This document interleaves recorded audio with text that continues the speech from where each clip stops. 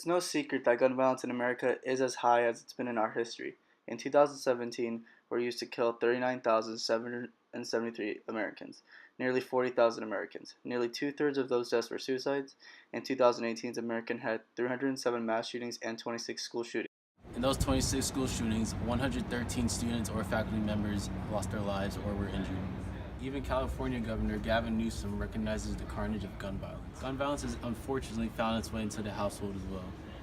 Women in the United States are 21 times more likely to be killed with a gun than women in other high-income countries. In an average month, 52 American women are shot to death by their partner. This massive wave of well-regulated militia being necessary to the security of a free state. The right of the people to keep and bear arms shall not be infringed. This is the Second Amendment, and 228 years later, these words have unintentionally created the biggest debate our country is divided on.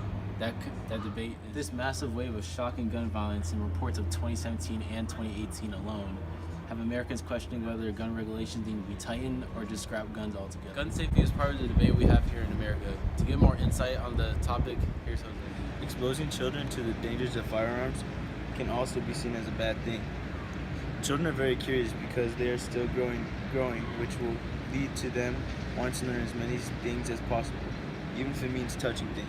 Telling children not to touch a firearm will probably make the child want to touch a firearm because they are curious of what you're doing. Okay. This doesn't happen anywhere else on the planet. We stand alone in the world in the number of mass shootings. Gun safety is part of the debate we have here in America. To get more insight on the Would this act take anyone's gun rights away? Who's to blame for the gun issues our country faces? The NRA, the conservatives, or flawed gun safety laws? There's a growing sense that it's a combination of all three of them. It's assumed that the NRA, just like the rest of America, have seen devastating effects of gun violence since 2017. Since 2017, guns were used to kill nearly 40,000 Americans. The U.S. is full of firearms, approximately one for every resident.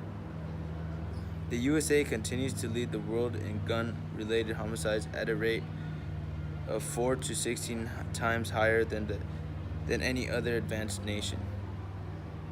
Also, according to Mike James of USA Today, the rate of guns to people is approximately 120 firearms per 100 people. With these kinds of numbers, it's easy to blame the NRA and their conservative lobby list who advocate for guns. If they truly want to solve our gun violence problem, why are they still advocating for gun ownership and gun rights? According to Ryan Costello of the Washington Post, the Bipartisan Background Check Act would require a background check of every gun sale. The bill doesn't take away anyone's guns.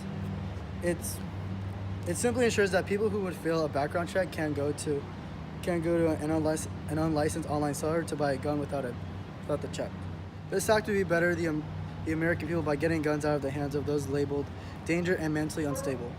If it doesn't seem strong enough to ensure our safety, and you want stronger statewide restrictions, Massachusetts require an identification card to purchase rifles or shotguns, and license to buy handguns. Massachusetts is one of the lowest rate states in mass shooting, so their policy seems to be working pretty well. Thank you, Mr. Costello. Pro-gun advocates say concealed carry is necessary because of self-defense. According to the Pew Research Center, 48% of the gun owners say they own a gun mainly for protection. America's guns debate has everyone taking sides, whether it's pro-guns, anti-guns, or centrist. Americans are letting their voices be heard. With the recent waves of horrific mass shootings, many wonder if we have been too lenient with guns and if banning guns altogether is a solution. We as the people need to focus on mental health of our peers and correcting the flawed gun regulations in our system. If we want to end one of the America's biggest issues, we all must stand together for a brighter and safer future.